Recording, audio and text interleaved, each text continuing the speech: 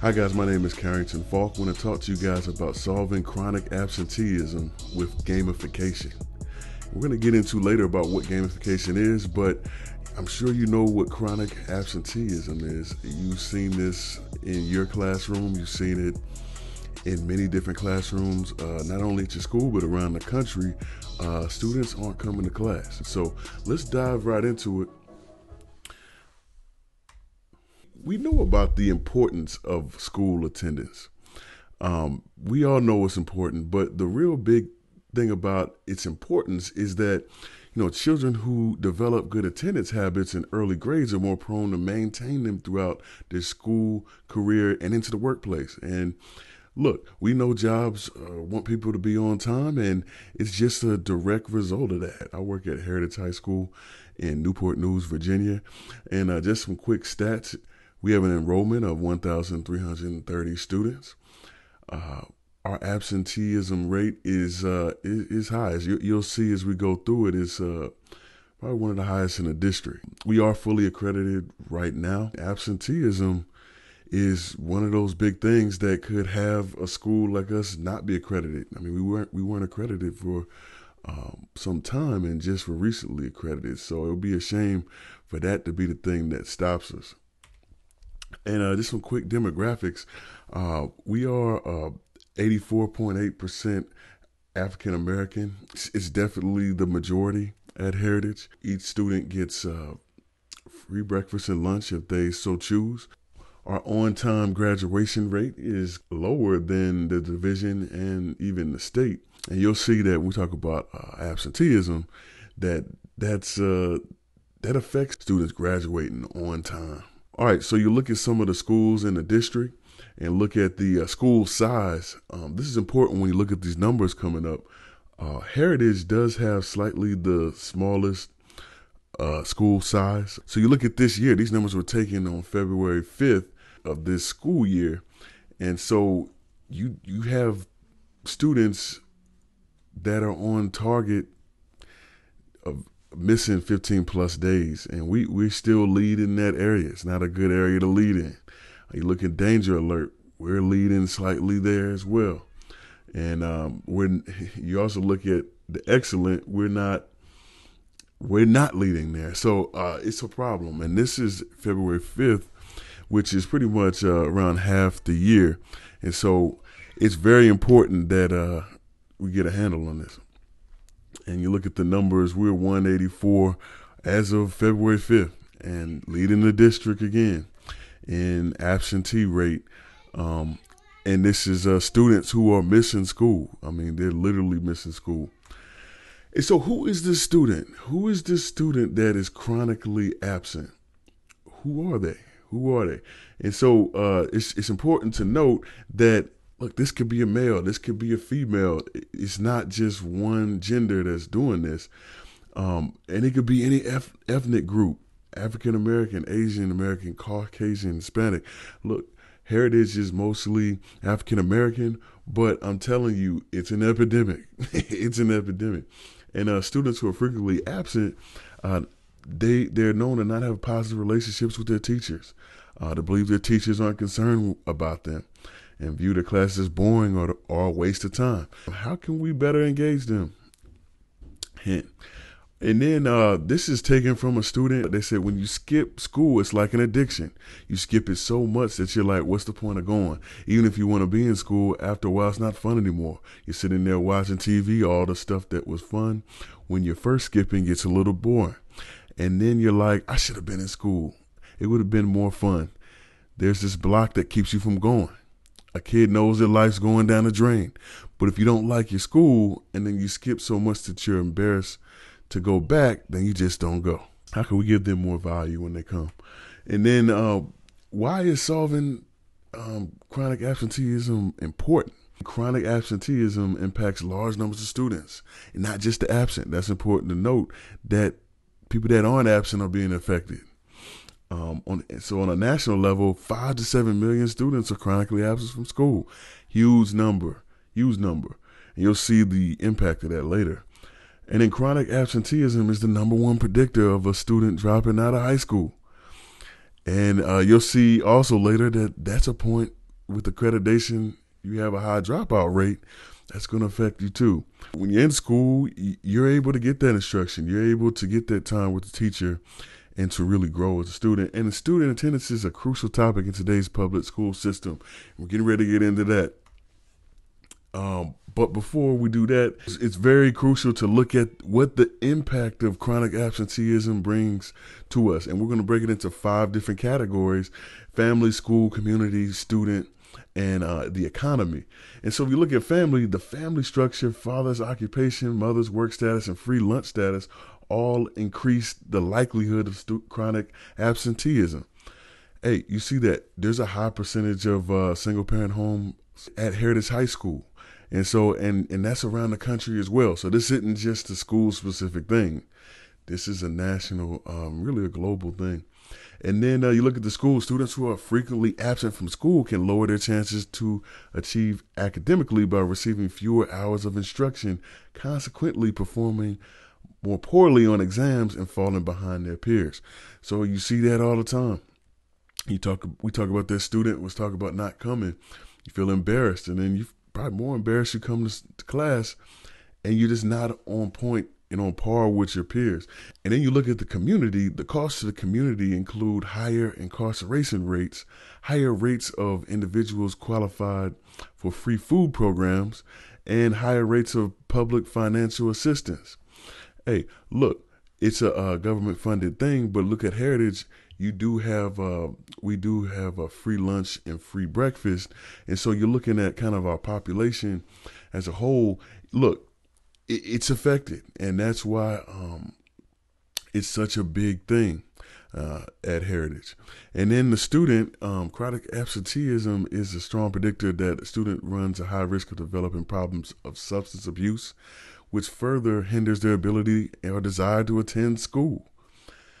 And then the economy is affected. Chronic absenteeism has long-term economic consequences for society.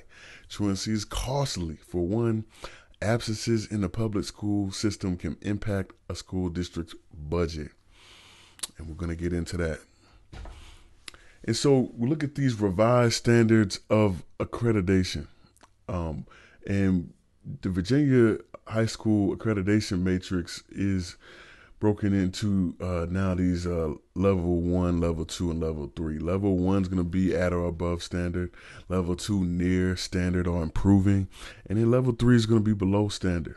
And so when you have these areas such as absenteeism that are down, that could bring you down as a school.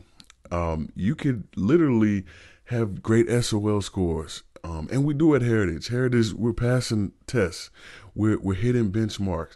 But when you don't have school students coming to school, it starts bringing that down. You might have students that drop out. It brings it down. So if you 4 consecutive years, you're kind of not there yet, you can be denied. And so you look at these revised standards of accreditation. Want to just hit at the highlighted that that absenteeism can hit you. Also in the red, that dropout rate. And usually when you have students that are absent, they might drop out because they're not really feeling school like that. And so how can we better engage them and get them to come to school? This is an example of what could happen. I mean, if your absenteeism is low, let's say you're at a level 2, and like some schools, it may be at a level 3. And you got to implement a corrective action plan. And we're definitely looking at that right now at Heritage. So, and then you might have an achievement gap here or there. But even if you didn't, that absenteeism could bring you down. And so what does this mean for teachers?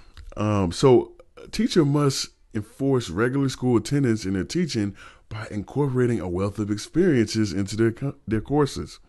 If they genuinely want to make a lasting difference on student lives, they're going to increase that engagement. They're going to bring those experiences into the classroom.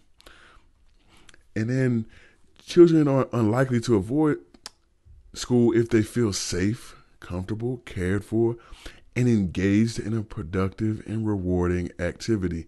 And so there's that engagement.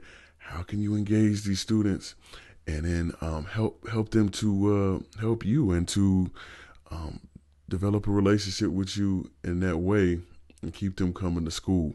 As we kind of alluded to, we're going to focus on student engagement. And so to bring these students back into the fold, it's very important that I say this here. It's not just bringing back these students. It's also keeping students there. At the end of the day, we may have a student that's not chronically absent now, but could for some reason fall. And I know there's different things that go into it. We talk about seniors having senioritis, and some people may be going to work, and maybe there's some problems in the home, or maybe there's just a culture of not caring about school in your family. But the thing about it is that as teachers, you should be focused on what can you do. And so student engagement is defined as the intensity and emotional quality of students' involvement in the learning process. Student engagement suggests that students who are engaged in meaningful and worthwhile activities at school are more likely to attend school and be academically successful. And guys, we all remember this. Remember this in elementary school, the teacher had your name up there. If you were a star student, let's say you did something, led the line to go to the bathroom, or you did something in class that was very good, you got a star next to your name. And so this is crucial. I know me, I would come to school and just be ready to up my stats, It was engaging. You got to see it every day. It was a reminder. I know, on the flip side of that, if you don't have many stars up there, that could be something that's troublesome. But look, if you want to step your game up, that's something that you have to kind of, look to do. And it brought that game quality into the classroom. And so I want to talk about gamification. It's something big that I believe in wholeheartedly. Bringing game elements into the classroom, not making a class a game, but bringing those game elements into the classroom. And I'm going to get into what that means, because we don't even have to get into that the fact that students love video games. But the thing about it is that those game elements just keep students engaged, keeps them remembering that they can not only do well in the classroom, excel, but can really have fun in the class. And so we're going to talk about gamification. And gamification is the use of game design elements in non-game context. So like I said, it's not a game. It's just that you're using elements of game design in non-game context. So there's been some examples of that I know a lot of you guys have seen. When you think of Nike Plus and those armbands, those fuel bands, this was instituted some couple years ago for Nike, and it's a huge success to where like you work out and get these incentives, these points for working out, this fuel.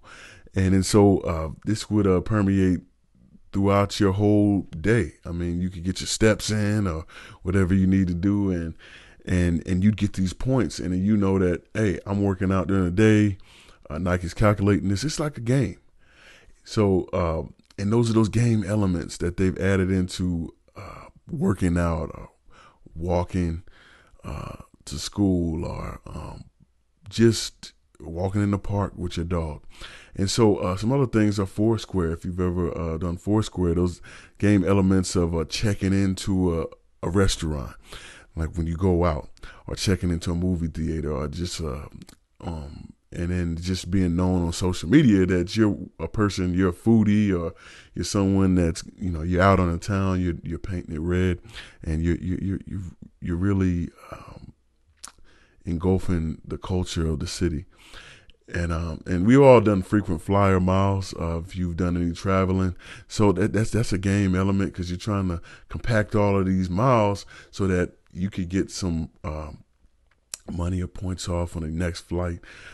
And so it's really the game. It's game elements though. It's not an actual game. It's elements embedded or baked into just life in general. And so, students, people, everyone is motivated to win. Games exert a pull on human emotions because their design revolves mainly around the concept of success and failure. And so they're built on reward structures. So if you win the game, you get the prize. Hey, that's just what it is, And then the player receives immediate recognition of success through points, awards, power-ups, collectibles. And so we're all about that. You're gonna be rewarded. You can be rewarded if you do well, and if you don't, you won't be rewarded. Everybody don't get a trophy, but But if you fail, you do have negative emotions like stress and anxiety. So that's what pushes the player. You're motivated to win. You want to avoid these emotions of anxiety and stress. So your desire to win is just pushed. And so this is something that engages students. I've seen it personally. It definitely happens. And so I just wanted to stress again that gamification is not a game, and it's not a serious game. And here's what I mean. So it doesn't turn your activities into games. That's this not what gamification is. And it's not the same as educational games or like serious games. We played these before, like you may be doing a training at your job, but it's not that. Gamification is going to have, like I said, parts of a game. But the serious game, it's the entirety of it. You're just injecting elements into your classroom, just injecting elements of games. It's not a game. Look at this, these axes. You have play on one side, games on the other, and then we talk about parts of it and then the whole. So we know that gamification is not the whole. And gamification is not, it's not play. So we're not playing around, but it is a game. So it's parts of the game. It's gameful design. It's gamification. It's parts of the games, but it's not a full game. Okay. And so here's some benefits. You get a better learning experience. You're going to have fun. The learner's going to be engaged by that experience of that fun, and the engagement is going to be high. It's going to increase recall and retention. You're going to have a better learning environment. Gamification is going to provide real life situations and challenges that in a safe environment, and students will be more engaged and experience better knowledge and retention. You're also going to have instant feedback. I'm going to show you later where you could platform to give instant feedback. And it's going to increase better learner engagement and recall. And it's going to prompt a behavioral change. Points and badges, leaderboards, that's something that makes that not only training, but like school just great. I mean, I was into it. I see students into it. They want to get as much as possible.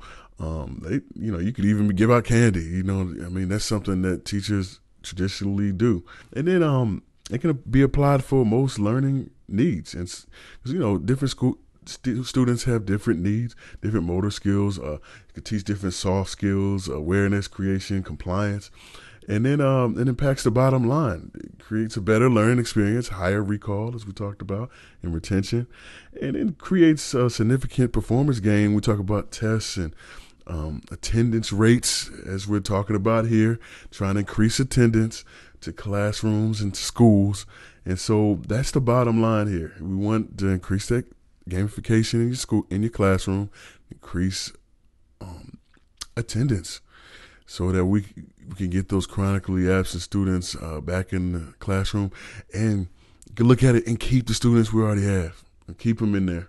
It's going to motivate individual participation both intrinsically and extrinsically. And what do we mean by that? Intrinsic motivation occurs when an individual participates simply because they're enjoying the activity. They're just having fun themselves. It's voluntary. It's not dependent on external awards. Hey, that's what we want to get it, guys. We want to get it to where students are intrinsically motivated to not only do the work, but just have fun, engage in school, want to come to school because they're on a personal mission, personal grind to just be better. And then you look at extrinsic motivation. It's going to involve some alternate or external goal that students are trying to reach. They might be motivated to complete a task that they're going to receive a reward or a prize. Hey, guys, it may start here. And when we talk about gamification, it's kind of like where we're starting. But we want to move to intrinsic, to when they're like, man, I'm learning some stuff here. And I just want to come just because I want to come. I want to voluntarily learn this information. It doesn't necessarily have to have a game or be gamified. It's just that, man, I get a sense of self-worth with learning this information and being a great student. Extrinsic motivations are good for getting students interested in a new concept or topic. We talked about that being that wide net, just getting them in, pulling them in there. And then intrinsic's going to be better for long term. Look, it's definitely better if the student wants to do it intrinsically themselves and doesn't need any outside motivation. I'm going to talk about this quickly, but and not delve too deeply into it, but there's different player styles when we talk about gamification. This could be a whole nother PD, so I don't want to get into it. But obviously, different students are going to be affected differently by different gamification elements. And you might want to infuse different gamification elements for different types of learners, different types of students. And so these are different archetypes that are based on individuals' intrinsic and extrinsic motivations. You have people like, I'll use, for example, the achiever. They're going after mastery. You know those people in your class, they're high achievers, but you do have those people that are just out for the reward. They're not looking to master it. And so this is just a quick overview. It's something to think about for you as a teacher, just that there's not a one size fits all thing with gamification. You're going to want to try some different things with your students to better fit their needs. And so you have this one sheet. I actually have this for you to download. One sheet of 15 different gamification design elements. And remember, these are things you're injecting into your classroom, into your different lessons. And I'm going to want you to pick one. There's a little bit of homework. I'm going to breadcrumb it for you. Pick one that you want to inject into your classroom today that you can see yourself doing. I'm going to do one with you later. But here's 15 different ones. You definitely, we talk about time pressure.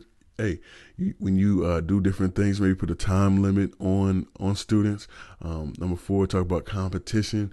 I know I've used that before.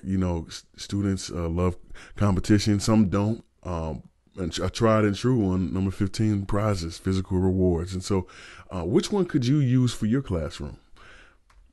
And then I'm going to show you quickly an example of how to infuse gamification into your class. I've done this with Slido. Slido is a voting application that I use. I've used before, and it just kind of helps students just get involved with voting in the classroom. A lot of them like to see, obviously who won the vote. Multiple students present a project. You might do a vote on whose project was best. And then obviously students want to figure out who had the best one. Who did their peers think had the best project? And you could use this in numerous different ways. And I'm going to show you how to do that right now. All right, so I want to show you guys Slido.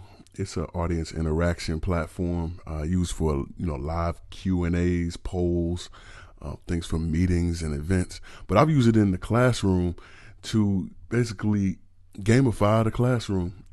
Really just to get that interaction going. I'll institute a few polls in the class during the lesson and have the students vote on them. We did this specifically recently after the Super Bowl. We would vote on the Super Bowl commercials, and the students basically you saw which commercials the students really liked through this platform of Slido. www.sli.do. And so they put that dot in the middle of their name. So that's a little bit different. But I believe if you put Slido into Google search as the full name, it'll bring you here as well. All right, so the first thing I want to do is let's get signed up. All right, this is you'll go to the sign up, green sign up. Click on that. And then you're going to create an account. So you would put your name in and then your email. Go ahead and use your school email for this. And then any password that you would want. Make sure y'all don't see my password. And then create the account.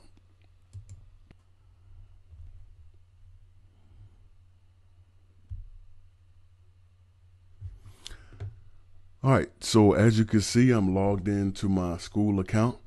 And then what we want to do is you're going to create a new event.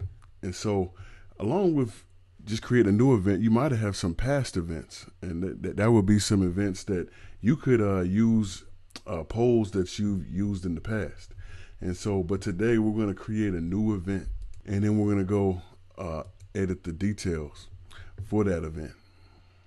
All right, so what's going to happen here is that you have your dashboard, and you just want to either create questions that you could ask your students, or you can create a poll, and it also will give you analytics to anything that you create. First thing I'm going to do is I want to title my event. You can go up here to Untitled Event, click on that. I'm going to just put Absent Event. Okay. And look at this event code right here, J012. That's going to be the code that your students are going to put in to either their cell phone, if they get to have the Slido app, or they could go to Slido from their phone. And I'm going to show you, I'm going to show you how to do that as well once we create the event. Look at this start date and this end date. So it's going to start today and it's going to end on April 11th. But you could push that out if you want. You can only push it out for a week. And so if I have a start date on the 8th, then my end date could be only as long as 1 week. So let's just even have this out till Friday. All right, so we're going to push it out to the 13th to give students time. Maybe I have a couple classes that are going to use this, so I'll push it out to the end of the week. All right, and so we have your event code here. Save that. We're going to create a poll. All right, we're going to click here on poll and then create a poll. And we're going to create a multiple choice. All right, so sometimes I'll just ask students, we'll ask students, what did you do over spring break? And then you might want to put, first option is sleep. Next option is movies, family, family time. And then maybe you put out friends. All right.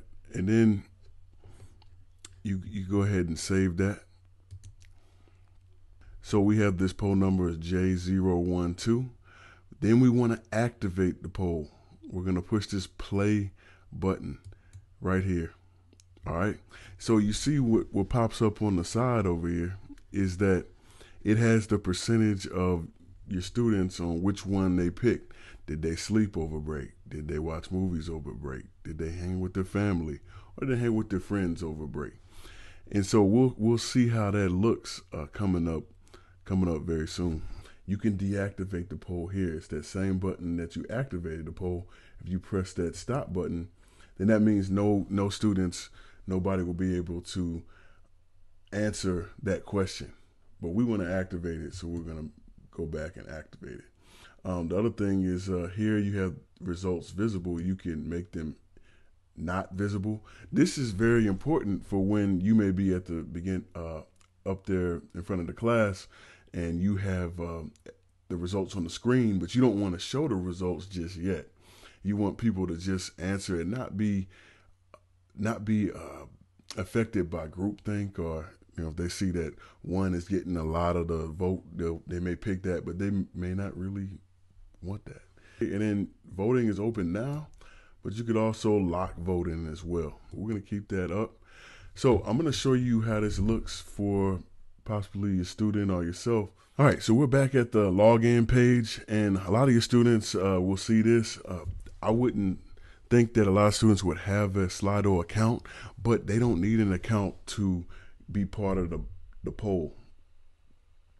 And remember that this event code area here is very important because that's where we're going to put our code into. Now remember, our code was J012, and we're going to join that right now.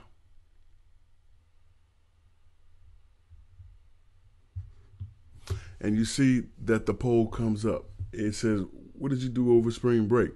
And right here, we can choose what we want. Hey, I wish I slept more.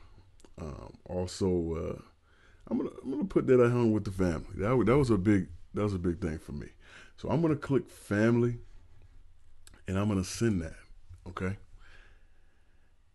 Now remember, we had to where we kept the poll that we could see the answers on the poll. We could close those answers and then the students wouldn't be able to see the responses. But as you see right here, we see the response 100% family, just because I'm just the only one that's answered this poll. But you would see many different answers to this. I would suggest, I like hiding the poll answers. I just kept it open so that we could see kind of what it looks like. But you can do whatever you want. But this gets students really involved in class, involved in the situation at hand. They want to see who won or who got the most votes. Sometimes a popularity contest. I've used it also when after prom, when I let students show their prom pictures and we'll vote on who had the best prom picture or video, or who had the best tux or the best dress or whatever. I've done that in a fashion marketing class. So the thing about it is it's a gamification element. It's not a game, but it's just a gamification element that you can infuse into your class and really get engagement up. Okay, guys, thanks a lot, and we'll continue with the PD. Okay, guys, so we just looked at Slido, and I'm going to get into a question I'm sure some of you guys have thought about when we're going through this presentation is, how do we measure if gamification is curing our chronic student absenteeism problem? How do we know if it's working? Obviously, you can measure if it's working to see if your attendance increases. You can go into Synergy, just check and see if it's increasing. Obviously, you could just feel it. I know it's not a metric, a quantifiable metric, but it's a qualitative metric that you could just feel. You can feel students getting more engaged into your class and coming. So here's the homework. The homework is, I need you to have one way to gamify your classroom when we see each other in person. Okay, you could choose one of the 15 gamification design elements discussed in the video and envision a way to gamify your classroom. So be prepared to share. Okay, so this is due to data to PD. All right, so once again, one way to gamify your classroom using the 15 gamification elements that I've given for you to download, and you can look back at this video to see them as well. So looking forward to that. We're going to delve deeper into gamification when I see you guys in person and we finish the rest of the PD. We have a lunch and learn. Thanks again, and I'll talk to you soon. So thank you guys for coming to the lunch and learn. Hope you guys saw the video that I sent out, but if not, we have a quick review session that we're going to talk about solving chronic absenteeism with gamification.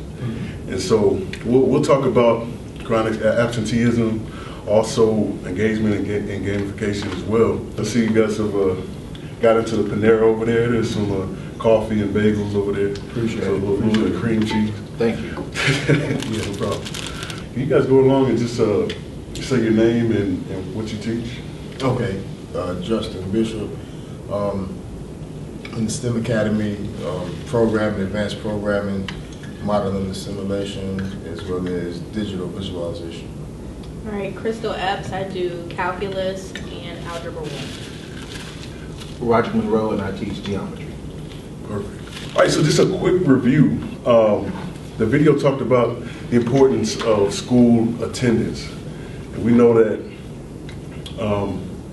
that's a problem in a lot of schools. Anybody tell us, is that a problem in your classroom? Yes, I do have a few students who are chronically absent. I've been working with administration, calling home, but for the students that I have called home, it really hasn't helped. They're still missing lots of days. But the dialogue is now there, though. Well, for mine, if I could I don't notice it too much for my class. I think it's more, I guess, maybe prevalent amongst the Common Core classes like the English, math, and things of that nature. My class, of course, is in the STEM Academy, so the kids that are in my class, they're more, I guess, enthused, if that's the right word, about coming to class, coming to school, and actually engaging in the activities that are done in the class. I don't see too many people that are students that are chronically absent, but you do have one or two, and those one or two are the ones that don't want to be there. I don't want to be. I didn't sign up for this. They put me here because. So those are the two that I find. And so moving on to the second kind of major theme is the impact of chronic absenteeism. We talked about how it impacts the family, community, the economy, the schools. Can you guys have any stories or something that you saw the impact of students being chronically absent?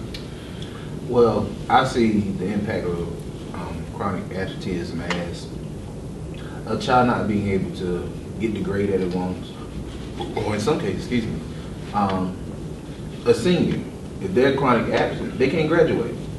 So it does affect, it affects the kids in the long run. This might be a first generation student. Therefore, if they're chronically absent, how are they supposed to graduate? Then that turns around and affects the family. So it may be a rare occasion, but the impact is real great in some cases. And, Mr. Bishop mentioned like one or two students being absent, but I think every teacher is like that. It's not like your whole class is not there. It's like one or two who don't come.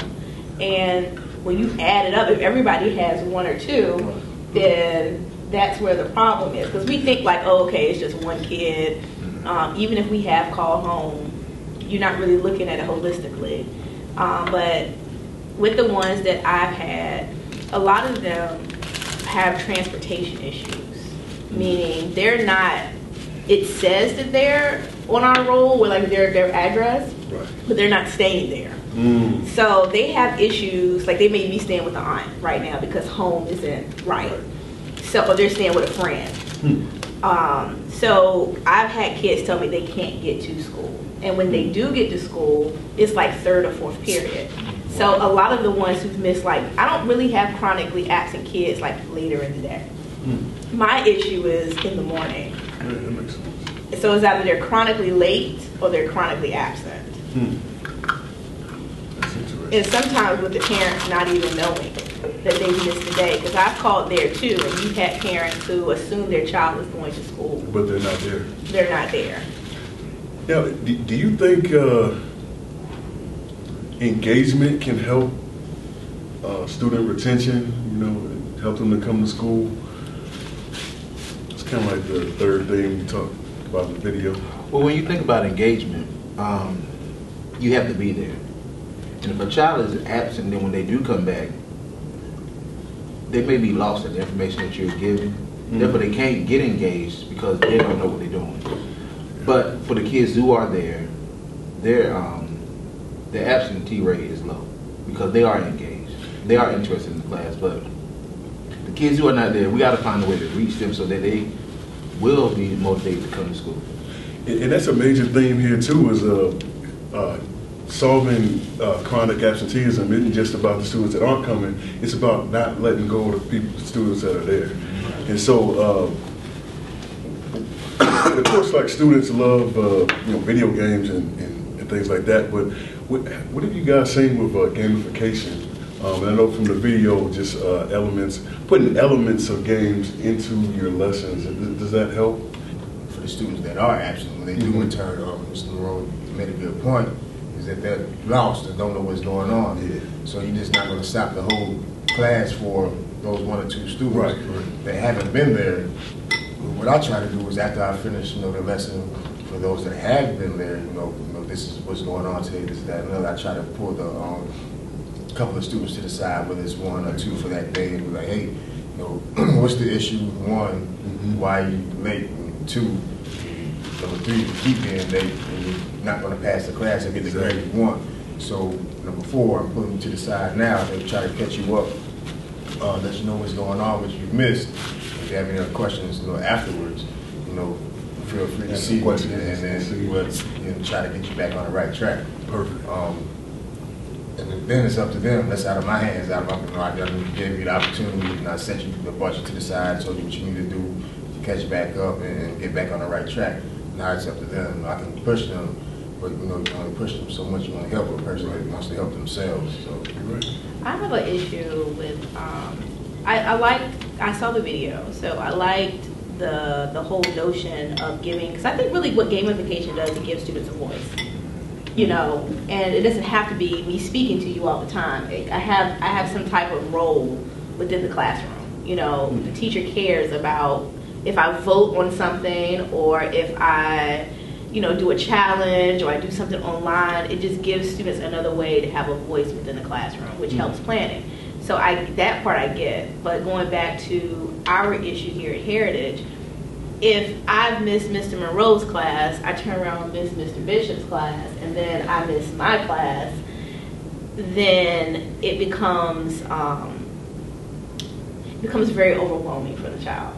So I tend to see that piece too, where it's so much that they've missed all over the place. They don't feel empowered. They don't feel like they have a voice because they don't really know what's going on. So it sounds to me like this would be more impactful for students that are coming to school and just trying to not let them become, absent. Save the ones that we have. Save the ones we have. Okay, yeah, From the chronic absenteeism that I've seen, when I speak to those kids one-on-one, it's always an issue that's bigger than me. Like to the point where I can't go pick him up in the morning. Right. I can't get you to school that way. Now a lot of them will try to see me after school, or they try to catch up. But there's always a huge issue as to why kids can't get here. I don't know if you see that too, Mr. Monroe. Well, like you said, the issue is bigger than the kids. Like you said earlier, transportation. Right. Some kids can't drive, so how do they get to school? If they don't catch the bus, then we have some kids who are out of district, but they're part of the STEM program, so they come from uptown. Right. Therefore, if they miss the bus, how do they get here? And then their parents don't have a car, or their parents going to work. Therefore, they're stuck at home. So we got to look at you have to look at the bigger picture.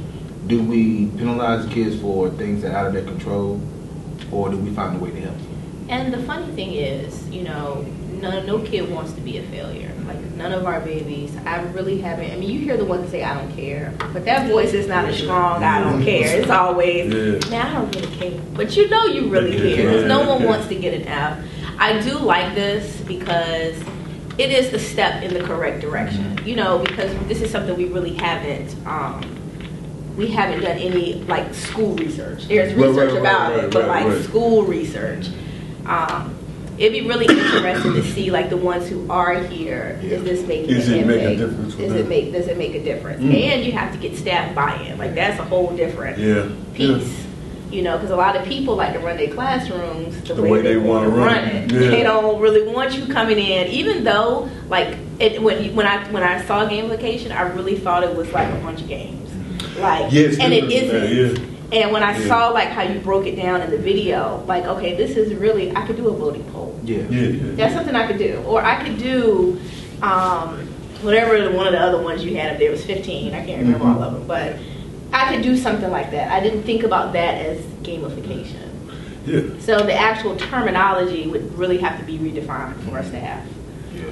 Because like with me, when I looked at it, I thought when you said gamification, I'm thinking a type of game. Yeah. Like if you look at this one, Quest is one I saw, and also the Curiosity/Mystery. You know, if you give a kid, even though it's not the gamification that they think it's going to be, I feel like if they can find something they're interested in, they'll work towards it. You know, like a mystery quest or something like that. Mm-hmm. And you know, I showed you how like in elementary school they gamified the classroom when they put up the stars and you got like a star. That's a form of gamification. I mean, it's not like a full game. It's just an element. So A lot of us do that with our data walls. Yeah. You know, the math department, we track their assessment data that way, and it goes that we don't put their score on the wall, but whether they were red, yellow, or green, you know. Yeah. We put that, and like the kids are like, okay, I can visually see I need to be in this column and not in this column. Exactly, and that was one of the questions I had. I said, what is a gamification element that you've used in the past in your classroom, and how did it go? So that was one. We use quizzes too. Yeah, right, And right. the red, yellow, and green wall, even though the kids don't want their score up there, well, not the score, but they don't want to be in this category. Right. You can see that they're determined to get out of this category. Yes. Yeah. Like, I'm going to get out of the red, let me get to the yellow, then when they get to the yellow, I got to get out the green, or let me get to the green, let me stay there. So Exactly. they're motivated, There you go. they're motivating themselves to do better. Mm-hmm. Well, what's an element that didn't go so well? If you can think about it. Like, for example, did one student react adversely to having their their scores a lot up of there? kids. I don't want my score up there. It's in the red. I don't want to, but that should help you or motivate you to do better. Yeah. You know, we're not going to put your score out there. That's something we can't do. Therefore, we're going to show you that you're not in this category by yourself. Right. Just we need all of y'all to do what? Move up to the next level. You know, for some kids, it has motivated them to do better. And I've seen kids who were in the red, and we just took an SGA student growth assessment, and they're now in the yellow. There you go. So it has motivated some to do better. What's just something we can leave with today that we can create just in the next few minutes? I think a checking for understanding poll. I have done poll everywhere. You know, when you want to know whether, sometimes you just kind of wonder whether people get it, what other questions do they have. You know, I think that's something easy you can do. So let's create a poll. Let's create a poll, and you know, through Slido, I kind of show what you guys had on the video. Go ahead and get together and create your own poll so you can use in your class today. So it looks like y'all did a great job on that poll. Thank you guys for kind of using the time to do that. Now, just one thing before you go back to class and before lunch is over, I just want you to reflect on what are you going to do this week to further gamify your classroom. I'm going to send out a Google form so that you can just write a quick summary of your reflection of what you're going to do to gamify your classroom. And then one more thing is I have a feedback form for you guys to fill out from today's professional development. There's the bell. Hey, thanks a lot, guys. Thank you. Good stuff. Good deal.